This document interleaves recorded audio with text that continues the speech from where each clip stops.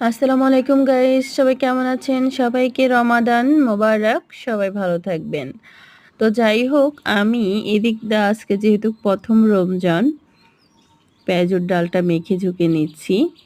আর যেহেতু আমরা royal district নোয়াখালীর মানুষ, একটু ঝাল তো অবশ্যই খাচ্ছি।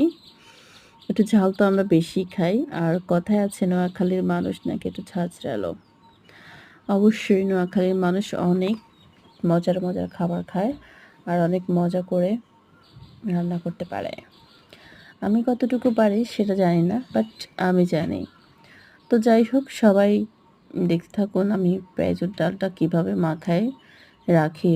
এটা আমি 2-3 দিনকার পেঁয়াজুর ডালটা একসাথে মেখে ফ্রিজে সংগ্রহ করে রেখে দিই, কারণ প্রতিদিন একই কাজ ভালো ভালো লাগে না, রমজান যেহেতু। তো এটাকে এখন আমি সাইড করে রেখে বাদবাকি পেঁয়াজুর ডালটা মেখে ঝুঁকে একসাথে অনেকক্ষণ এভাবে রেখে দিয়ে ফ্রিজে রেখে দেব। তো এটা খুবই ভালো লাগে একসাথে মেখে ঝুঁকে 2-3 গ্যাপ হয়ে গেলে যত থাকবে ততই ভালো লাগে। আমি 2-3 দিন হলে বেশি করি না, এরকমই করার চেষ্টা করি। আর এটা নরমও না একদম, মানে পাতলাও না একদম, মিডিয়াম। তো সবাই ভালো থাকবেন।